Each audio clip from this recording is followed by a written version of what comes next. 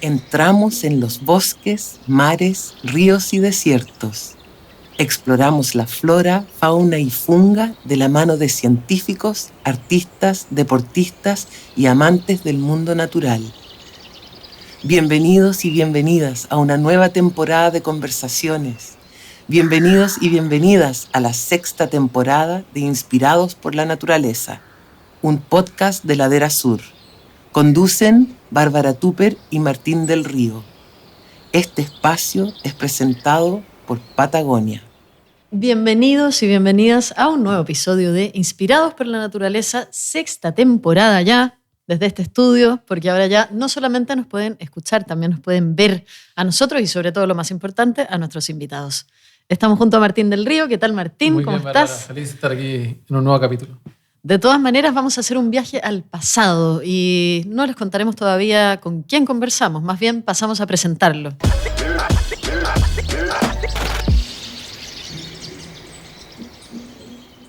Nació en Viña del Mar y estudió ingeniería en ejecución de acuicultura. En la actualidad se desempeña como paleontólogo, como encargado de la Universidad de Paleontología y Biocronología del Cernagiomín. Su trabajo ha sido crucial para posicionar a las regiones de Aysén y Magallanes como centros paleontológicos de relevancia en Chile, reconstruyendo los paisajes de la Patagonia de los últimos, ojo con esto, 65 millones de años, a partir de miles de fósiles.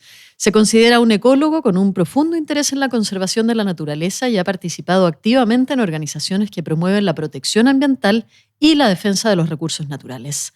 Además, es fotógrafo aficionado y profesor de paleontología. Le damos la bienvenida a Juan Enrique Bostelman Torrealba.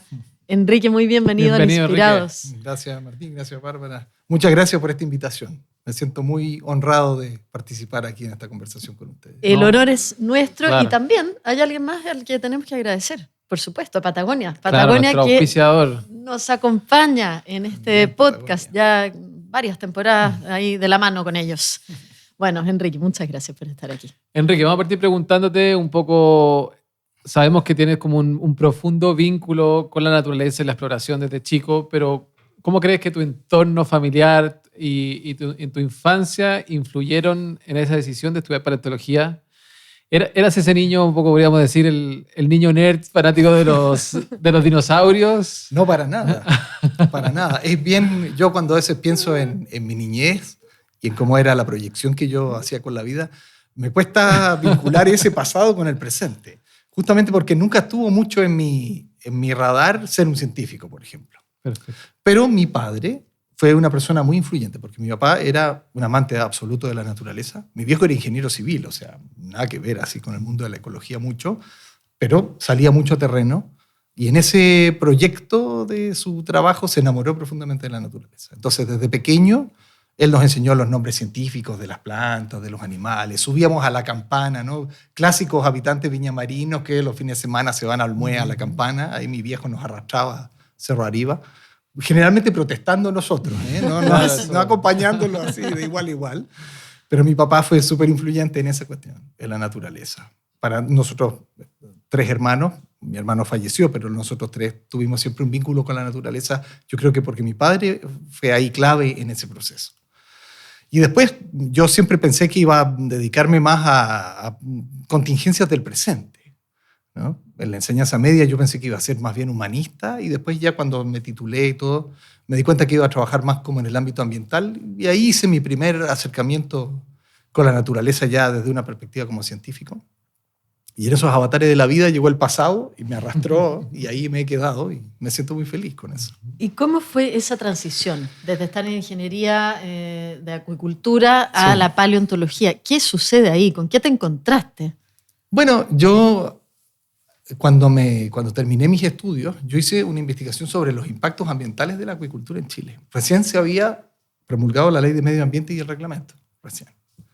Entonces, yo me acuerdo, mis compañeros de la universidad me golpeaban la espalda y me decían, con esto te van a contratar al tiro las empresas, porque te vas a ir bien criticándolas, ¿viste? Desde la perspectiva ambiental. Pero yo me di cuenta en realidad que mi paso por la ingeniería me había dado muchas herramientas. La ingeniería es como un espacio bien versátil, da muchas herramientas, independiente si tú te dedicas después o no a eso. Y que además yo tenía una profunda vocación de naturalista. Entonces comprendí que la empresa no iba a ser mucho lo mío, pero sí que podía aportar desde estas temáticas que eran más contingentes en ese momento que pasaba con el medio ambiente y la instalación de esta empresa que crecía con gran magnitud. Y en ese proceso me vinculé con organizaciones que hacían seguimiento ambiental, trabajé mucho en eso. Y son los años en que el país llama a construir la Estrategia Nacional de Biodiversidad. Bueno, y ahí estábamos trabajando con un montón de especies nativas de nuestro país, que especialmente en la flora, que no tenían dispersores naturales. Así comenzó toda esta cuestión. ¿Qué pasa con la palma chilena, con el queule, estas especies que se están extinguiendo y que además no tienen dispersión natural? Y en ese contexto, Javier Simonetti me dice, oye, es que yo me acuerdo de un paper que hablaba que había como animales del pasado que dispersaban estas plantas. Y ahí como que mi mente se abrió al tiempo profundo.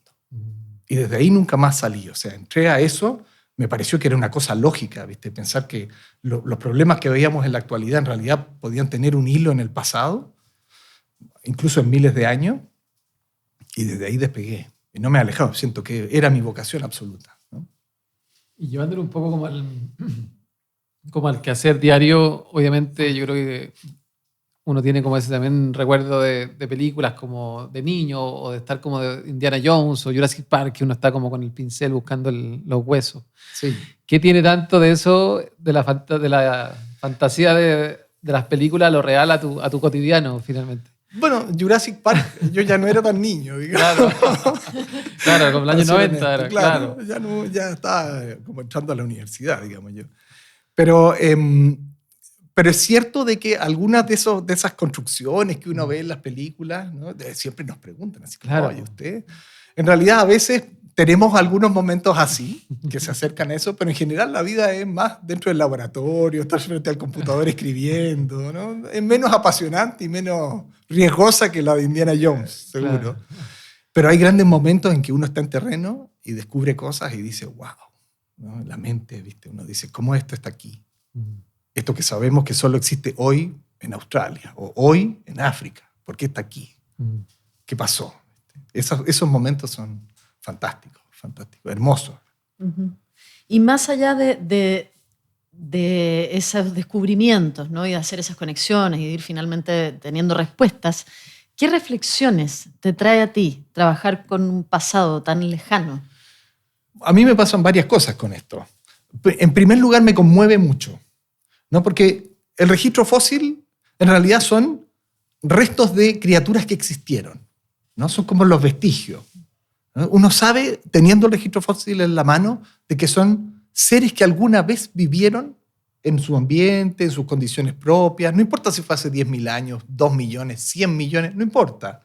La escala temporal es un espacio ahí nomás que se mueve, pero son seres que además quedan conservados en algo que a uno tradicionalmente le parece estéril, que son las rocas. Dice, las rocas son como lo antivida, ¿no? A pesar de que sabemos que no es así, pero la imagen popular es que la roca es algo que tú te imaginas, la vida no va a estar dialogando mucho con esto, y sin embargo, este registro de la vida queda como preservado como en páginas de un libro en roca.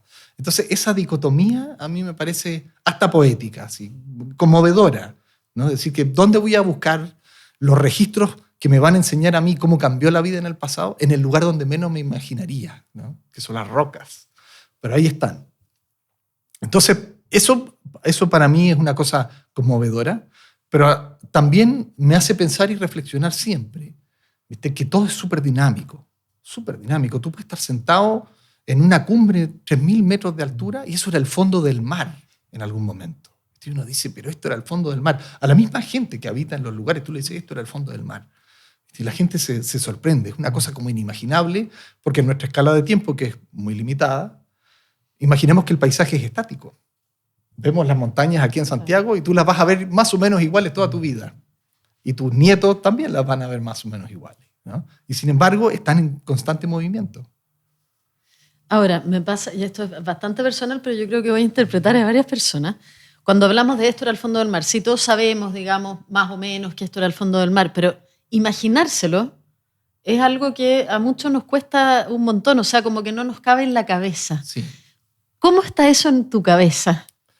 Bueno, para mí, cuando yo entré a este mundo, que yo no venía, ya te digo, ¿no? Yo tengo colegas que desde niños muy pequeños participaban en clubes de geología y de paleontología y tenían un bagaje. Yo entré a esto ya siendo adolescente o más que adolescente, entonces no traía, como tú decías, este niño ñoño que se sabe todos los nombres de los dinosaurios. Yo no venía por ese lado, venía más por la ecología. Entonces mi primer desafío fue entender esto de la escala del tiempo, que es lo más difícil, ¿no? Porque empezar a pensar en que cosas que pasan en millones de años, en cientos de millones de años, en miles de millones de años. Y visualizar eso, para mí fue como que yo miraba la biodiversidad en 2D. Y cuando me pasó esto de entrar al tiempo profundo, me di cuenta que había una visión tridimensional de la cosa que había escapado a mí, que era la esfera del tiempo. Entonces, eso, los primeros años como paleontólogo, fue que la mente se expandiera en ese tipo de cosas. Mira, en otro capítulo le pedíamos a nuestra invitada, que era Mónica Musalem, que nos tratara de imaginar cómo era la flora nativa de Chile antes de los españoles. Sí. A ti te vamos a pedir, obviamente, varios millones de años antes. ¿Cómo era ese territorio llamado Chile, que soy Chile, pero no era Chile antes? Sí. ¿Cómo era? Habíamos conversado que hasta bambalinas dijeron que habían osos, los monitos del monte. ¿Cómo era ese territorio? Si nos podrías contar así y imaginar ese lugar que conocemos hoy, ¿cómo era? La pregunta es ¿cuándo? Bueno, Claro. Porque Chile ha sido muchas cosas distintas a lo claro, largo eso está del entretenido. tiempo. Tenemos tiempo, Bárbara, así que podemos partir. Tenemos. Yo partiría como imaginándonos ese territorio de los dinosaurios. Bien. Claro. Y después podemos hacer un paso, avanzar varios Claro. años, hasta ese territorio en que Chile era Claro. un lugar donde había osos, que Claro. es algo de lo que nos acabamos de enterar conversando con Enrique. Bueno, el Chile de los dinosaurios, digamos, está en buena parte bajo el mar. Las rocas del tipo de los dinosaurios en nuestro país, ponte tú, hablemos del Jurásico, el Cretácico, son principalmente marinas en nuestro país. Lo que quiere decir que Chile estaba en buena parte de su extensión geográfica cubierto por el mar. No por los océanos actuales, por otro tipo de océanos. Entonces, la mayoría de nuestras rocas, aquí mismo en el Cajón del Maipo, están llenas de animales marinos. Claro.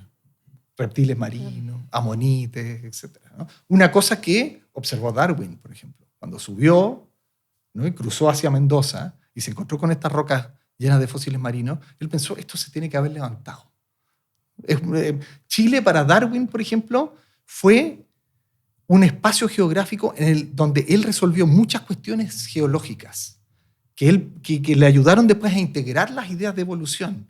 Pero Chile le aportó a Darwin geología, claramente, a diferencia de las pampas argentinas y Uruguay que le aportaron biología, ¿no? Fósiles. Chile le aportó geología. Estos pensamientos del alzamiento de la cordillera, los procesos volcánicos, vivió el terremoto en Concepción muy fuerte, le abrieron la mente, ¿viste? Y le hicieron pensar, la Tierra es dinámica, esto que les estoy diciendo a ustedes. Entonces, nuestro país ha sido muchas cosas. En tiempos de los dinosaurios, o en la era mesozoica, para ser más correcto, ¿no? Buena parte del país estaba bajo el agua. En Magallanes hay sectores que son terrestres, por eso tenemos dinosaurios en Aysén, por eso tenemos dinosaurios en Magallanes, porque eran ambientes terrestres, ¿no? Pero Chile es un país súper privilegiado en reptiles marinos. Entonces, ¿cómo sería ese país? Bueno, grandes extensiones de océano, bastante más calentito que ahora, ¿no? Más tropical, con pocas plantas con flores hasta fines del Cretácico, que las plantas con flor realmente tienen su gran momento de crecimiento. Hubiéramos visto muchas araucarias, muchas gimnospermas, plantas que hoy no están presentes por ninguna parte, muchos ginkgos, ¿no? El También biloba. claro, como ginkgo biloba actual, pero muchas especies distintas de ginkgo. Ese es como el tipo de flora que uno se imagina, muchos helechos en los tiempos de los dinosaurios. Cuando hablamos de los tiempos de los dinosaurios, uno se imagina criaturas gigantescas. Sí. Si vamos a lo que se ha encontrado en Chile, que comentas tú, ¿no? En Magallanes, qué sé yo, la parte del Chile terrestre, ¿cuál sería el ejemplar, digamos, más grande? ¿De qué porte, de qué tamaño es? Bueno, en nuestro país tenemos restos de dinosaurios saurópodos, o sea, de estos de cuello largo y cola larga, en bastantes partes del país, no solo en el sur. En la región de Atacama también hay bastantes restos. Animales que medían 10 metros, 20 metros de largo, algunos los más grandes. O sea, un dinosaurio de esa naturaleza. Y después otros más pequeños, ¿no? Los dinosaurios en general son un grupo de animales que van desde cosas muy enormes hasta animales muy chiquititos. Hay dinosaurios súper pequeñitos. Piensen, las aves Claro, son que es como dinosaurios también. esa evolución. Y coexisten con los dinosaurios en esos últimos momentos de la era cretácica. O sea, de la era mesozoica. Las aves cohabitan con los dinosaurios no avianos, decimos nosotros. Entonces, la visión que deberíamos tener, ¿no?, es de paisajes con mucha fauna, con mucha flora, ¿no? Algunas secciones más hacia el norte probablemente desérticas, como lo son hoy. Sabemos que San Pedro de Atacama tiene rocas que hablan más bien de condiciones áridas en esos momentos, hacia fines del Cretácico. No mucho más distinto, creo yo, de lo que es un ecosistema en la actualidad, excepto por estos protagonistas. Los protagonistas cambian, pero la fisonomía de los lugares son, creo yo, media parecida, ¿no? Habría cosas, si uno pudiera viajar en la máquina del tiempo, el sueño de todos, ¿viste? Al pasado, tú llegarías y habría cosas que te resultarían sorprendentemente familiares. ¿Sí? Pero esto ellos lo ven. Yo lo he visto. Hay araucarias aquí. Claro. Y otras cosas medias raras. ¿Qué es esta extraña lagartija de 20 metros de largo? Perdón los paleontólogos de vertebrados que me escucharon decir esa herejía. Que se movía aquí entre los árboles. Pero ese animal también va a sacar hojitas y las va a masticar, ¿viste? Se va a revolcar en la tierra para sacarse parásitos. Entonces va a tener un comportamiento como lo hacen otros animales. Y bueno, y si ahí avanzamos, porque también lo que decía la Bárbara de la inquietud, cómo eran, o sea, porque sabemos que en Chile hubieron, ¿cómo se llama?, osos, hasta jaguares. Nosotros hicimos una publicación que hay registro un poco también. Si apretamos ese botón de hacia adelante, bien, ¿cómo fue cambiando? Pensemos cómo era Chile cuando llegaron las primeras personas entonces a Chile. Hace poco tiempo, ¿no? 10.000 años atrás, 15.000 años atrás. Imagínense que en esto escala de millones de años, 15.000 años es nada, pero nada. Realmente yo como que lo considero el presente. Yo hablo 15.000 años, eso es el presente. ¿De qué estamos hablando? Ni el rango de error de mis edades me da tan chico. Bueno, era un Chile que tenía todo lo que vemos hoy, más cosas, ¿no? O sea, la gente me pregunta, pero con estos perezosos gigantes, con estos mastodontes, ¿coexistía el puma? Sí. ¿Coexistía el monito del monte? Sí. Toda la fauna hoy presente estaba en ese momento también, y la flora también. La flora es más o menos la misma. Es verdad que la distribución de algunas plantas era diferente, ¿no? Sabemos que había cosas que son más propias del sur austral, ubicadas más en la zona de Chile central. Pero la flora sí que sería bastante parecida. O sea, si fuéramos a este pasado, veríamos las plantas, son todas las que reconocemos. Perfecto. Pero teníamos toda esta gran cantidad de animales gigantes. Teníamos mastodontes, teníamos perezosos gigantes de 3 metros de alto, teníamos grandes depredadores. Hace poco los colegas descubrieron un lobo en la pampa del Tamarugal. O sea, había lobos, teníamos osos. Ese armadillo también como gigante. ¿No? No tenemos gliptodontes en Chile en ese momento. Es uno de los pocos animales de grupos de la megafauna que no los hemos encontrado en ese momento acá en Chile. Pero sí teníamos animales así, caballos, por ejemplo, de varios grupos distintos, no solo de los caballos como son hoy. Entonces era como, si usted hubiera vivido en Sudamérica o en Chile en ese momento, era mejor safari que ir a África. Los tickets se venderían aquí y no en el Serengeti, porque la fauna era fantástica. Y las personas cohabitaron varios miles de años con esa fauna. No es que llegaron los seres humanos y estos animales se extinguieron en 24 horas. Por lo menos una coexistencia de 1.000 o 2.000 años de personas con estos animales. Lo que a mí me hace pensar, por ejemplo, que tienen que haberlos tenido algunos de mascota, haber cantado o haber soñado cuentos o historias con ellos, contándoles a los niños, haberse protegido, haberle tenido respeto a un tigre de dientes de sable o un oso. Son animales que si te los encuentras por ahí hay que tenerle cierto respeto o enfrentarlos derechamente. En algún momento fueron tus antagonistas, en algún momento a lo mejor fueron tus amigos. Bueno, la gente tiene que haber construido su vida con ellos, ¿no? Siempre las pruebas son muy mínimas y son muy utilitaristas. ¿Se los comían o no se los comían? Pero yo creo que, dada la condición humana, nuestra habilidad para maravillarnos por la naturaleza, para sorprendernos, para querer interactuar, dominarla, poseerla, pero también ser aliados, ¿no? Estas cosas que sufren los seres humanos que a veces son hasta media bipolares, uno podría decir, ¿no? Dice, por un lado y otro, tienen que haber pasado en ese momento también. ¿Por qué en la actualidad los grandes mamíferos solo estarían en África? Esa es una muy buena pregunta. Muy buena pregunta, porque la desaparición de la megafauna es un proceso que ocurre de alcance mundial y en tiempo geológico casi con un chasquido de dedos. Es una Nadie lo sabe muy bien, esa es la verdad. O sea, Nadie sabe muy bien. No solamente la teoría que fueron los humanos que lo extinguieron a todos. Claro, la teoría ha fluctuado, ¿viste? Entre Claro. el rol de los seres humanos como destructores del ambiente, crisis climáticas asociadas a eso, colisión de asteroides. En los últimos años, varios colegas en diferentes partes del mundo han defendido esas ideas.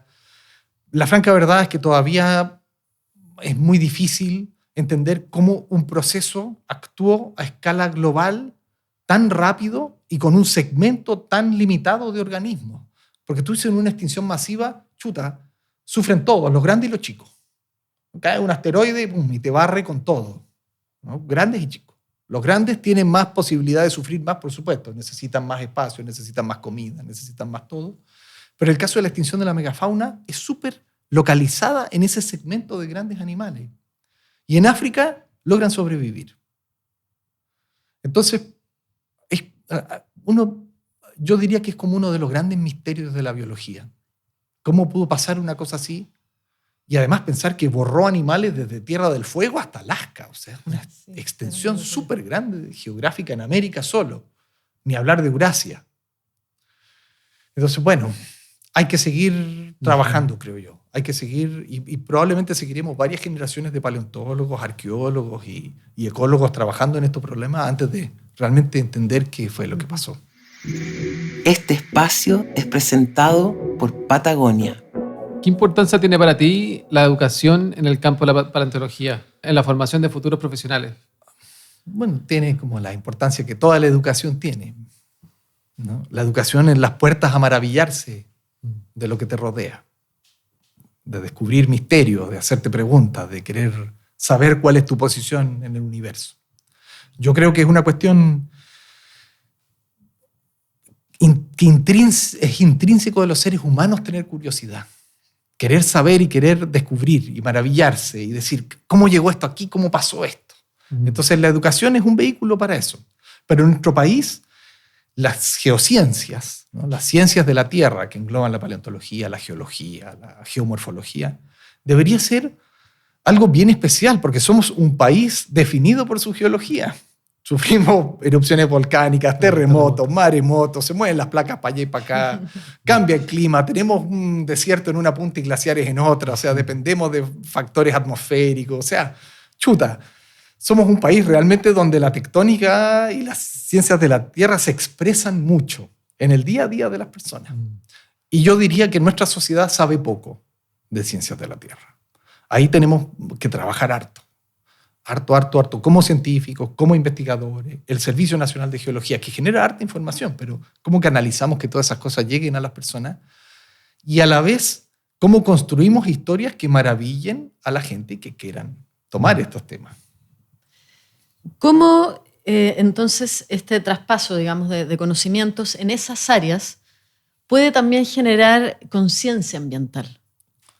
Bueno, ya la vemos, ¿no? Yo creo que constantemente, fíjate tú que hasta hace unos decenios el tema glaciares no era tema, pero ahora es un tema importante. Depende mucho el agua de nuestro país, en buena parte el agua dulce, lo que consumimos para nuestra vida, depende un poco de los sistemas cordilleranos.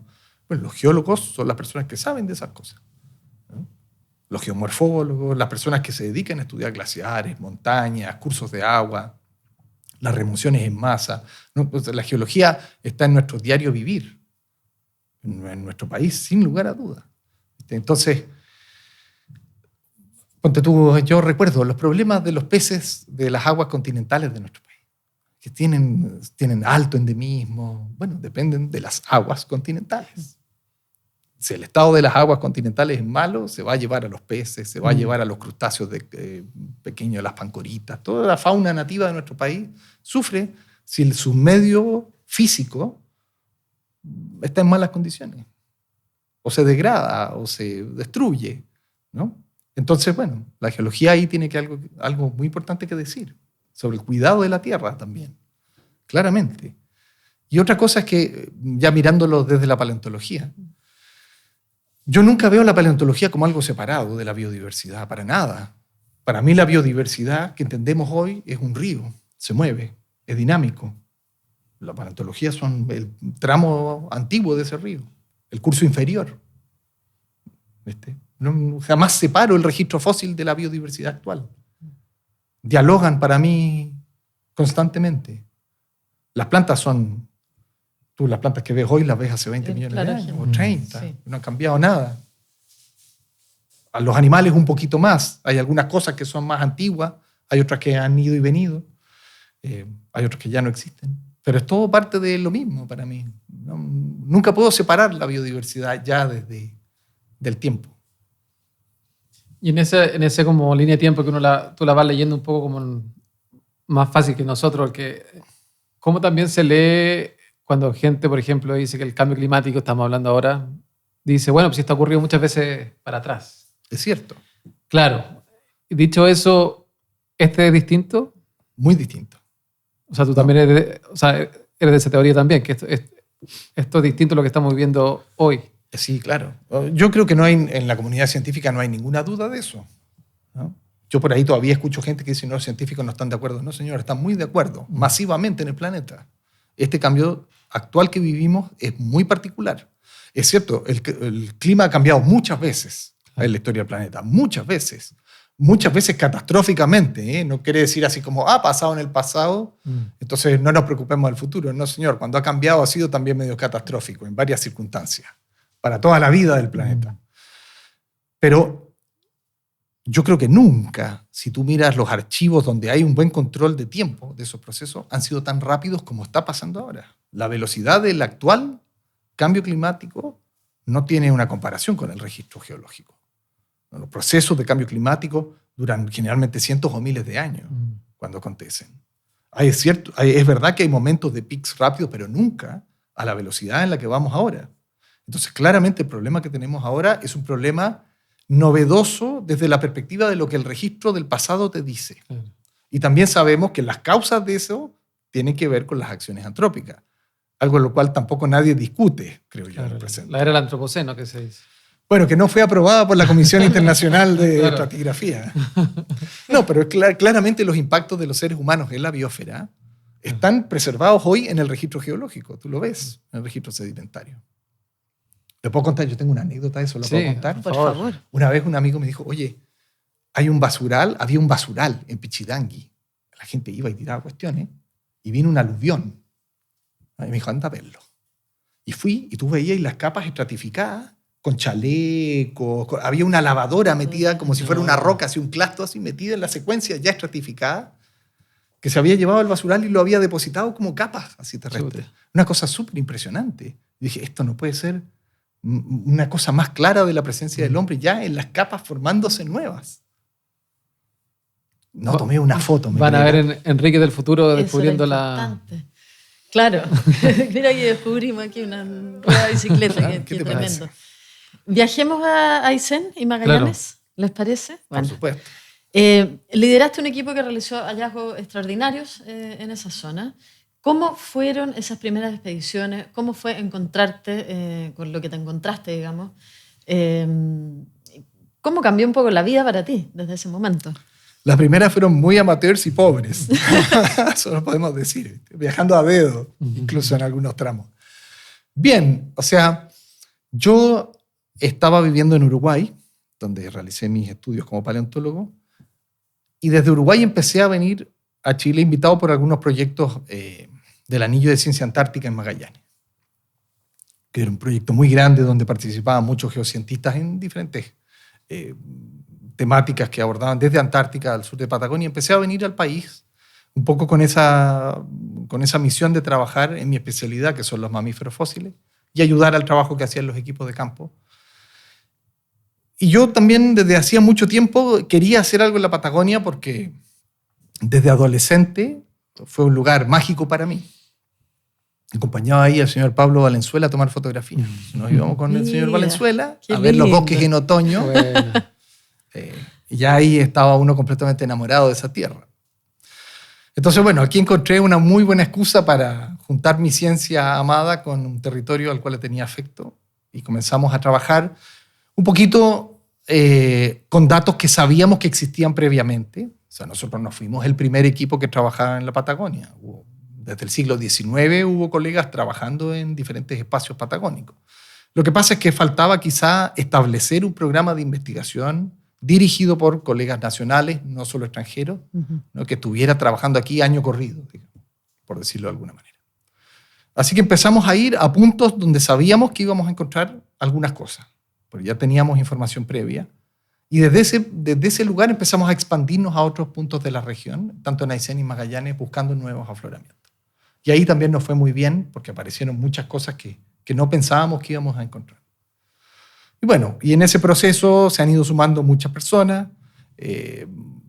Mi colega Raúl Ugalde lo voy a mencionar aquí, porque con Raúl, la ciencia siempre es un proceso colectivo, ¿viste? No es de uno solo, y el liderazgo lo compartimos ahí con Raúl, un gran geólogo, sedimentólogo y estratígrafo, una persona que además tuve el gusto de fue uno de mis primeros estudiantes tesistas, con el cual compartimos el terreno, y ahora somos colegas y trabajamos juntos.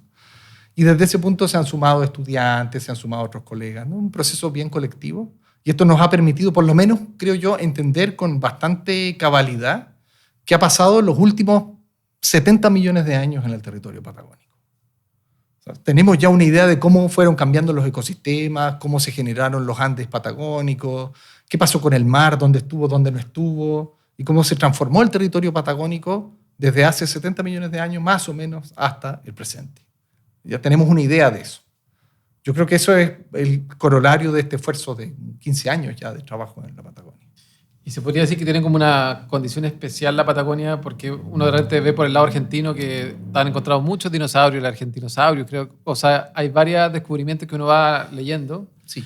Se puede decir que la Patagonia, tanto como región completa, Chile y Argentina, tiene, no sé, no lo voy a decir de esa forma que es más fácil, pero de alguna forma está más expuesto a descubrir este tipo de cosas. Bueno, la Patagonia tiene una gran virtud, porque es un semidesierto, podríamos decir, entonces hay mucha roca expuesta. Es fácil encontrar exposiciones de roca. Si tú vas a la selva valdiviana, yo no creo que no haya fósiles debajo de esas capas con árboles, pero es difícil ver esa roca, ¿no? En muchos lugares. Pero en la Patagonia tú lo puedes ver eso, y además tiene un muy buen registro de rocas con fósiles. Entonces es un buen lugar para buscar, pero yo creo que lugares que son también importantes, ponte tú, Atacama, Antofagasta, Tarapacá. Creo que en los próximos años vamos a ver un crecimiento bien exponencial de nuevos hallazgos en todas las regiones del país, en todas, no incluyendo las que tú dices, pero acá habrá fósiles. Ñuble, ponte tú, que la gente a veces dice, pero en Ñuble habrán fósiles. Yo creo que tiene que ver no solo con el tipo de roca o el espacio geográfico, sino que con el recurso humano. Claro. En nuestro país han faltado paleontólogos históricamente, y han faltado mucho en la historia de nuestro país. Y ahora por fin estamos teniendo una masa crítica suficiente que nos está enseñando que en realidad en todo el país tiene fósiles, de todo tipo, y de varias edades distintas, algunas que también no nos imaginamos que íbamos a encontrar cosas de esos rangos temporales. Cuando nos mencionabas que ustedes arman más o menos el mapa de los últimos, de todo el proceso, ¿no? Geológico, los animales y todo, de los últimos años en la Patagonia, y que más o menos tienen claro dónde hubo mar, dónde no, más o menos todo eso. Si resulta que todo el tiempo se están descubriendo, o cada vez más, digamos, descubriendo nuevos fósiles y qué sé yo, puede que de repente ese mapa se les desarme completamente, digamos, como encontrarse con algo que no esperaban para nada, y ahí haya que replantearse totalmente lo que tienen. Sí, pero eso es una condición normal de la ciencia, no solo de los paleontólogos. Claro. La Bueno, ciencia se construye de los errores y de los éxitos, y se construye mucho desde los errores, ¿no? O desde los fracasos, uno podría decir, ¿no? Más que de los errores, de que algo tú querías que fuera en una dirección y no fue así. Bueno, eso aporta mucha información. Esto también es sumativo, ¿no? Es como que acreciona. Entonces, a medida que tienes más información, tu columna es más robusta. Ajá. Al principio tambalea mucho y después le va sumando capita, y el edificio va tomando curso. Entonces, hay algunas cosas que yo creo es muy difícil que cambien, de las que ya visualizamos nosotros, los colegas en Argentina, y ya tenemos como un mapa regional de algunas cosas. Yo creo que eso no va a cambiar. Pero hay otras que todavía tenemos preguntas. Decimos, pero ¿esto cómo está pasando? ¿No? ¿Qué le facilitó a los monos, por ejemplo, vivir en la Patagonia? Los monos que hoy viven en el Amazonas, hace 20 millones de años, están en Magallanes también.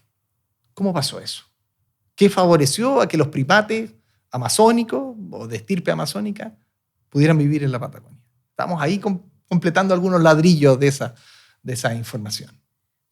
¿Eso es un decir o efectivamente hay indicios No, de eso es los una primates realidad. del Amazonas en la Patagonia? No los mismos del Amazonas, pero No, claro, parientes pero de habíamos- claramente. Cébidos, ¿viste? Que son bonitos, que hoy viven en buena extensión amazónica, claro. En el territorio patagónico, por supuesto. Y no solo eso, puercoespines, grupos de marsupiales que son exclusivamente tropicales. Es que las cosas son muy dinámicas y nosotros estamos muy que acostumbrados a cuesta mirarlas. tanto, ¿Ah? cuesta tanto comprenderlo, meterlo en la cabeza, eso. Porque además pienso en los climas, por ejemplo. ¿Cuál era el clima? Si hablamos de esos monos, de la Patagonia. Tiene que haber más calorcito, Ya, claramente. claro, por Porque ellos supuesto, son porque son sensibles los a de las trópico. temperaturas. Y tienen que haber frutas, porque son frugívoros principalmente. Entonces las plantas también tienen que moverse, algunas de ellas por lo menos. Yo creo las palmeras. Yo creo que las palmeras fueron clave en este avance hacia el sur, ¿no? Hubo un momento de altas temperaturas que le permitió a la flora avanzar y con ello el grupo de animalitos, ¿viste? Que son sus regalones, también se movieron así. Claro. Pero nos pasa con todo. Piensa tú, los eucaliptus. Uno diría, el eucaliptus es una planta más clásica de Australia. Canguro, eucalipto. Koala, eucalipto. Son sinónimos, ¿viste? Eucalipto, sí. koala. Bueno, el registro fósil más antiguo de los eucaliptos de Sudamérica. Y por lejos. O sea, pueden haberse perfectamente originado en Sudamérica, haber cruzado vía Antártica a Australia, extinguirse en Sudamérica y en Antártica, y quedan en Y Australia. quedarse ahí. Y nadie es sorprendido. Le va a gustar esa noticia a las forestales. Eso les gusta. Cuando yo a veces digo eso, les gusta. Claro, lo van a llamar nativo ahora. Claro. Nativo de hace millones de años. No sé si vale. ¿Cómo ves tú que la comunidad local o las personas comunes y corrientes se empapan de este conocimiento y como qué estrategias ustedes están considerando importantes para integrar estos temas en el lenguaje común? Porque nos pasa con otros invitados en el podcast que claramente alguien que trabaja con ballena tiene una pega un poco más fácil. Los mamíferos son de una conexión con las personas mucho más directa. ¿Cómo trabajan ustedes o como te decía, como qué estrategias trabajan para llevar este lenguaje en común? Bueno, yo diría hay dos cosas. Uno nunca debe subestimar mucho a las comunidades. Hay comunidades que tienen un muy buen conocimiento de su patrimonio paleontológico, bien sorprendente, que está incluso en los relatos de las personas. Ahí mismo en Aysén, tú muchas veces escuchas, sí, pero si mi abuelo siempre habló que en esa montaña hay mariscos petrificados. Mi abuelo llevaba caballos y animales a la veranada, siempre dijo, no, pues ahí está lleno de cosas. O sea, la gente, yo diría que en muchos territorios sabe esto. El tema es cómo podemos hacer que la gente integre esto como parte de la biodiversidad, que es lo que yo te digo. Sí. ¿No? ¿Cómo hacemos que...? Porque yo creo pasa lo mismo como con nuestros parques nacionales, con la flora, ¿no? La gente, si tú le hablas de las araucarias, bueno, la gente te va a decir, sí, las araucarias. Hay una visión, más o menos, las araucarias han sido un símbolo. Pero si tú les hablas de los gusanos políquetos que viven en la plataforma submareal, ¿qué es eso? ¿Qué es eso? Ni hablar de los ratones. Entonces hay grupos más carismáticos que otros. Entonces la clave, creo yo, es encontrar algunos que son vehículos que llaman la curiosidad de las personas. Los dinosaurios claramente lo son. Los dinosaurios son criaturas casi míticas, ¿no? Y los mamíferos también. Si tú hablas de mastodontes, de megafauna, también capturan atención. Pero necesitamos mucho ilustradores, comunicadores, gente que pueda traducir el mensaje científico a algo que a la persona le resulte familiar. Porque los científicos no siempre somos las personas más adecuadas para hacer ese trabajo. Para eso hay comunicadores, para eso hay paleoilustradores. Entonces, nuestras estrategias en el presente son aliarnos con estas personas. Con el arte, claro. Con el arte, con las personas que saben cómo comunicar ideas. Los niños son siempre el aliado number one, porque los niños sí que son colgados con los bichos fósiles, sea lo que Claro, sea. Tú a ellos les puedes mostrar el poliqueto Eso mismo me fósil. estaba preguntando exactamente. Sí, los niños- ¿Qué pasa con los niños y los dinosaurios? ¿Qué hay ahí? ¿Qué habrá? Pero con los niños pasa todo. Saben de los dinosaurios porque los ven harto en la tele, pero si tú les hablas de los pterosaurios, les hablas de otra cosa, de las ostras fósiles, también agarran viaje, no creas Sí, tú que no. sí. Porque los niños tienen una natural curiosidad por el mundo. Como de aprender. Intrínseca curiosidad de querer entender qué son las cosas, ¿no? Y estos monstruos gigantes son muy llamativos, por supuesto. Son así como, wow, ¿qué es esto? Un lagarto gigante con dientes filudos que tiene garras y ojos y corre, ¿viste? Son muy carismáticos, ¿no? Pero los niños son un muy buen vehículo para acercar este mundo de la biodiversidad del pasado a las personas. Necesitamos quizás hacer un poquito más de proyectos de ferias científicas, modernizar algunas de nuestras estructuras museográficas también e incorporar más, cosa que va en esa dirección por suerte. O sea, hay varios proyectos hoy museográficos de nuestro país que están avanzando hacia incluir el registro fósil como un protagonista, no solo como una cosa media marginal. Entonces yo estoy completamente seguro que el conocimiento que tiene la gente hoy en paleontología, en 10 años más va a estar allá arriba, o sea, va a subir exponencialmente, tal cual como era cuando yo me fui de Chile a Uruguay, que era súper bajo en muchas cosas. Ahora tú ves noticias de fósiles y de paleontología nacional en la prensa constantemente. Claro. No, nosotros como la Era Sur constantemente Ustedes levantan, o sea, llegan noticias del tema. Claro. Sí, cada vez más, cada vez más. Entonces, increíble. ahora hay un interés de la comunidad por entender esto. Y yo creo que la clave es hablarle a la gente, mira, esta araucaria es esta araucaria hace 20 millones de años. Solamente que hoy está en la 9ª región y antes estaba en todo el país hasta Magallanes, no sé. Desde la zona central hasta Magallanes. Acercar eso. Que el tiempo es solo un factor de dinamismo. Que las montañas que parecen quietas están en movimiento constante. Que lo que antes fue un desierto hoy es un bosque. Que lo que hoy es un bosque en el futuro será el fondo del mar. Y así. Se mueve la Tierra al igual que nosotros nos movemos. Nuestras células cambian y el planeta cambia y las rocas cambian. Y es parte de... Y el universo también. El universo cambia. Y pienso que en ese juego, ¿no? Como de esos tiempos lejanos, de esa distancia, también pasa eso con los niños. Los niños tienen como esta también fascinación, tan como tienen fascinación con los dinosaurios, qué sé yo, también está eso como del universo y las galaxias y el cuento. Ellos tienen una gran ventaja. Estoy pensando, yo tengo una hija de 5 años. ¿Ya? A mi hija no le afecta la escala temporal. No es tema para ella. Claro. Yo le digo, sí, papá, este tiene 500.000, 150.000, 200, 300.000 millones de años. No es tema para ella, no es un bloqueo. Entonces yo le puedo hablar de los dinosaurios, de las plantas fósiles, de los huesitos y todo, y ella lo junta junto con el gato, el perro, los animales que ven, la granja aventura o lo que sea. No es tema, no hay una separación ahí, porque la escala temporal no le hace ruido, porque para ella es completamente abstracto. Fascinante. Hablemos de un poco ya, porque para variar el tiempo pasa volando, de lo que estás hoy, ¿no? Tu trabajo en Seno Geomin y qué sé yo. Claro, eso. Cuéntanos un poco cómo, qué rol estás cumpliendo hoy, cómo volver, sabíamos que vivía en el sur, ahora vuelve a la capital, cómo es trabajar con más académicos y bajo una organización. Y... Bueno, yo estoy muy contento porque, bueno, uno tiene a Aysén en el corazón, pero también hay varios lugares del país que son apasionantes y ahora desde el servicio podemos mirarlo ya desde una visión nacional. Eso está súper bueno. Esta unidad, la unidad de paleontología y biocronología del Servicio Nacional de Geología y Minería, es una unidad que cumple un rol bien importante.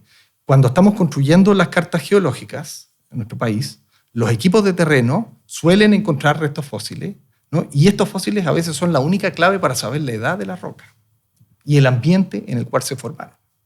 Entonces, nuestra misión a los equipos de terreno es informarles. Ellos nos hacen llegar las muestras y nosotros les decimos, mira, son este tipo de plantas, son este tipo de animales, y hablan de que esto era una plataforma marina somera, ¿no? O esto era un bosque subtropical, ¿no? Y damos esa información. Y además le decimos, bueno, esto debe de tener más o menos 150 millones de años, entre 150 y 180.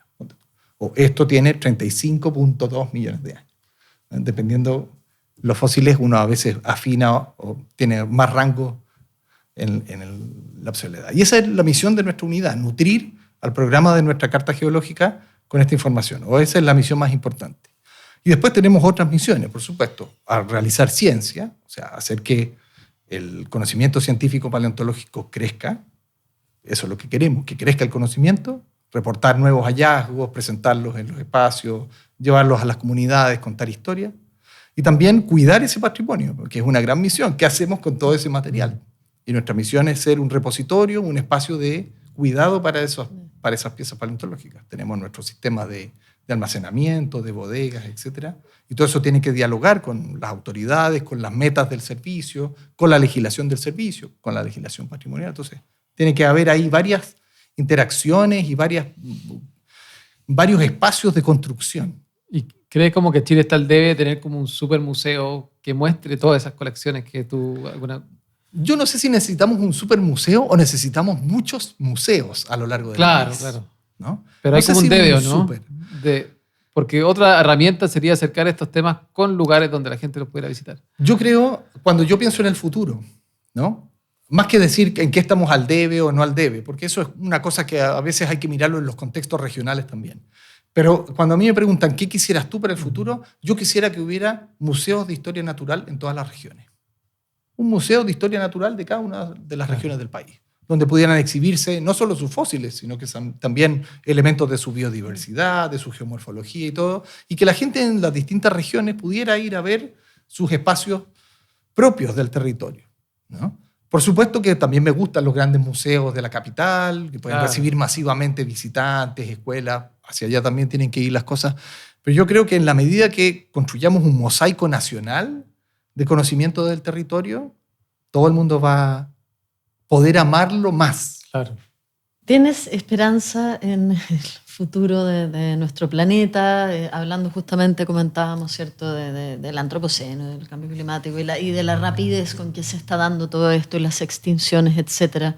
¿O cuál sería la esperanza? ¿Dónde tienes tú puesto el foco? Yo no tengo mucha preocupación por el planeta, porque el planeta se ha sacudido varias extinciones muy drásticas sin mucho problema. Tengo más preocupación por nosotros. ¿Qué va a pasar con la sociedad humana, con la cultura humana, con el espacio territorial? La biodiversidad se va a volver a recomponer. El proceso de extinción y de aparición de especies es normal en la biosfera. Aunque a nosotros nos duela ver desaparecer especies, más si somos los causantes nosotros de esa pérdida. A mí eso me molesta muchísimo. Claro. Yo quisiera que mi hija pueda ver cuando sea adulta cosas maravillosas que he visto yo. Pero en realidad, al igual que esto de los cambios de las temperaturas, los procesos de extinción son normales en la historia de la vida. El problema es qué nos va a pasar a nosotros, a la sociedad humana, ¿no? Somos nosotros los que vamos a perder las oportunidades. Somos nosotros los que vamos a ver desaparecer el mundo hermoso que todavía hemos podido ver. Somos nosotros que nuestra vida se va a volver plana, aburrida. Somos nosotros los que vamos a tener que lidiar con alimentos de malas condiciones o con pérdida de cultivo. O sea, nuestra sociedad es la que va a sufrir masivamente. La biosfera se va a volver a recomponer, tarde o temprano. La biosfera mide sus cambios en millones de años. Entonces nosotros somos nada en ese tiempo para los procesos de la biosfera. Nada. Entonces, nada. la pregunta sería... La pregunta es cómo ¿hay queremos vuelta atrás nosotros? para nosotros? ¿Qué crees tú? ¿O cómo Es que queremos? el ser humano ¿Qué tiene hacemos? la virtud de la conciencia, la virtud de poder usar su memoria para construir patrones y entender de manera abstracta el mundo que le rodea.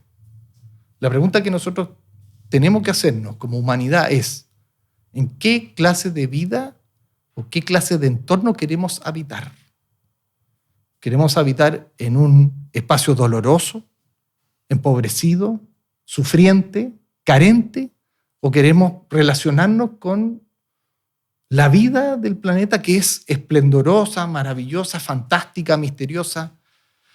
Entonces es una cosa de tener respeto por el entorno. Es verdad que los seres humanos son un proceso particular de la biosfera.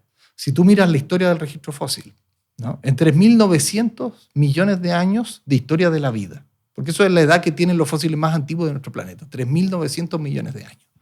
En 3.900 millones de años nunca ha existido, por lo menos el registro paleontológico no lo muestra, una única especie que tenga dominio total de los ecosistemas, como tenemos nosotros. Nuestras acciones pueden alterar todos los ecosistemas de la biosfera. Eso nunca ha pasado en la historia. Por lo tanto, somos una cosa particular en la historia de la vida, somos como fenómeno. ¿Y qué implica eso? Desde mi punto de vista, bastante más responsabilidad y autocontrol. O sea, los seres humanos tenemos que entender que tenemos esta posición particular y única en la historia de la biosfera, ¿viste? Y que eso implica tomar responsabilidades, creo yo. Y una de ellas es proteger a la biosfera misma. Bueno, y en un promedio del humano de 80 años, tendríamos, o sea, no somos nada en toda la historia, habrá que por algún porcentaje pasarlo bien también. Yo creo que sí, pero ese pasarlo bien depende qué es, ¿viste? Claro, digo... Pero yo soy bien yo a veces sufro mis momentos de pesimismo y digo, los Claro. seres humanos son un desastre, ¿viste? ¿Cómo podemos hacer esto que hacemos? Sí. Y uno dice, pero qué diablo. Pero cuando yo pienso en mi niñez, ¿no? Y lo poco que sabíamos de cosas, y las cosas que hoy sabe mi hija pequeña, con respecto al reciclar, a conversar de los animales y todo, yo digo, aquí ha habido un salto cuántico del conocimiento.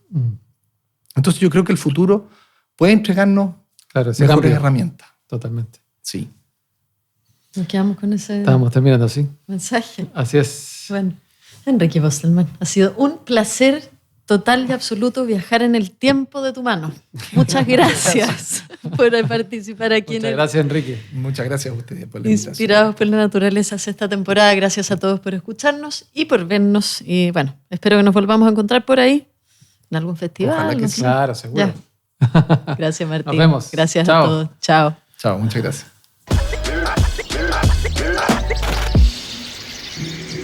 Esto fue Inspirados por la Naturaleza, un podcast de Ladera Sur, conducido por Bárbara Tupper y Martín del Río. Encuéntranos en Spotify y en laderasur.com. Este espacio es presentado por Patagonia.